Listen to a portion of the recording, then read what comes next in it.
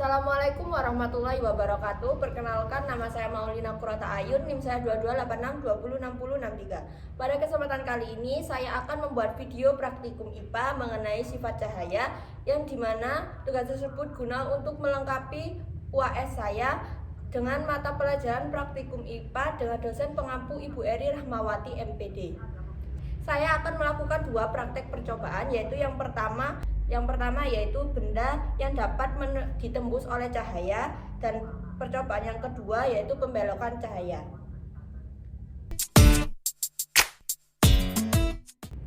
Baik, yaitu praktek yang pertama yaitu saya dengan judul percobaan benda yang dapat ditembus oleh cahaya, dengan tujuan untuk mengetahui benda-benda yang dapat ditembus oleh cahaya. Baik, teori dasar dari percobaan ini yaitu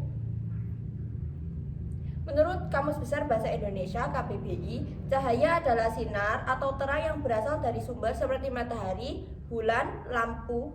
Cahaya memungkinkan mata kita untuk melihat bayangan benda-benda di sekitar kita. Menurut Endro Wahyono dan lainnya, cahaya adalah gelombang elektromagnetik yang dapat merambat dan ruang hampa. Cahaya juga dapat berbentuk partikel halus yang menyebar ke semua arah dari sumbernya. Cahaya dapat berasal dari dua sumber, yaitu dari benda itu sendiri dan dari benda lain akibat pantulan cahaya pada permukaan benda tersebut. Salah satu sifat cahaya adalah kemampuannya untuk menembus benda bening. Benda yang bening adalah benda yang dapat dilewati oleh cahaya. Misalnya kaca bening pada jendela memungkinkan sinar matahari untuk masuk ke dalam ruang meskipun ada penghalangnya. Baik, selanjutnya saya akan menyebutkan alat dan bahannya, yaitu yang pertama ada senter, lalu yang kedua di sini ada karton, yang ketiga di sini ada gelas, yang selanjutnya di sini ada kardus, lalu di sini ada plastik, lalu di sini ada triplek.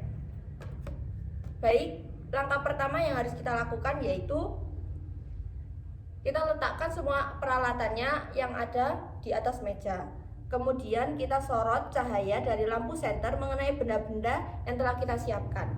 Baik, yang pertama yang akan saya lakukan yaitu saya akan menyorotkan lampu senter ini ke benda plastik bening.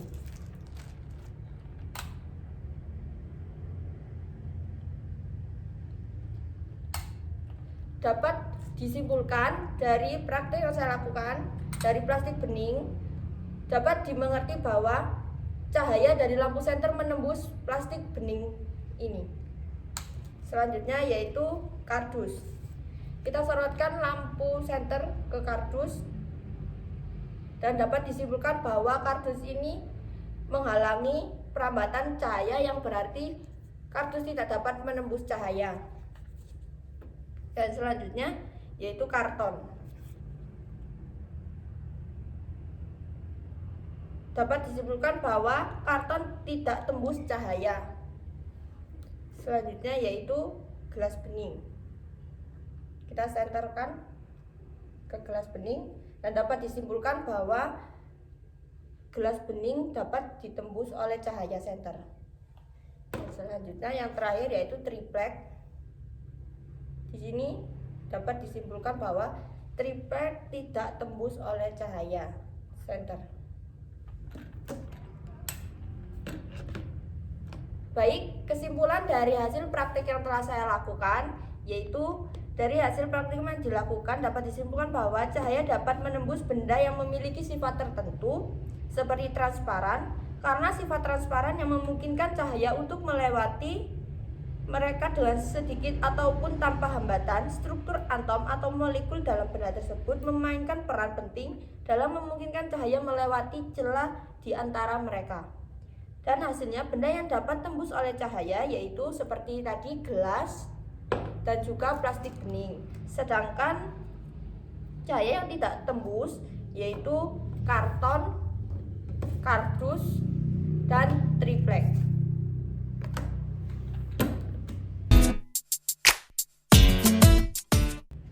Baik, selanjutnya yaitu saya melakukan percobaan yang kedua dengan judul percobaan pembelokan cahaya. Tujuannya yaitu untuk mengetahui peristiwa pembelokan pada cahaya. Teori dasarnya yaitu pembiasaan adalah proses pembelokan arah rambat cahaya ketika melewati dua medium yang berbeda kerapatannya.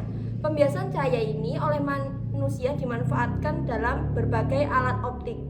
Pembelokan cahaya dapat terjadi dalam berbagai konteks seperti membelokkan cahaya oleh lensa atau cermin.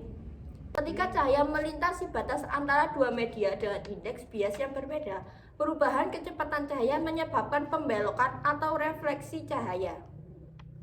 Baik, selanjutnya saya akan menjelaskan alat dan bahannya. Baik, di sini saya sudah menyiapkan 2 gelas. Lalu saya juga menyiapkan 2 buah pensil dan 2 buah koin. Lalu pastinya air.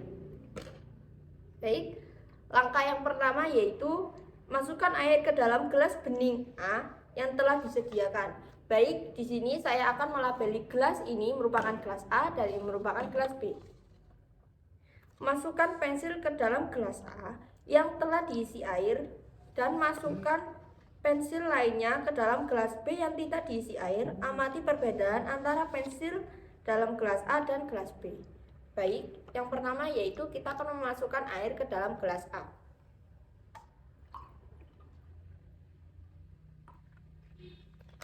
Selanjutnya, jika sudah, kita akan memasukkan 1 pensil ke gelas A dan yang satunya ke gelas B.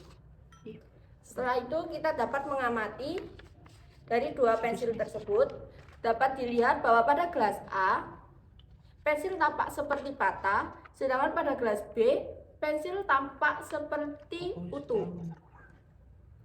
Baik, selanjutnya yaitu kita masukkan uang logam ini ke gelas A dan yang satunya ke gelas B.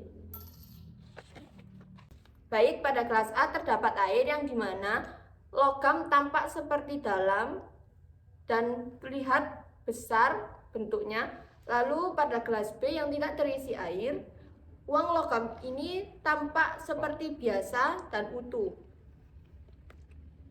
Baik, dari hasil praktik yang telah saya lakukan, dapat disimpulkan bahwa gelas yang berisikan air lalu dimasukkan pensil, maka pensil tersebut akan tampak seperti patah. Sedangkan pensil yang dimasukkan ke dalam gelas yang tidak berisi air maka tampak lurus atau utuh.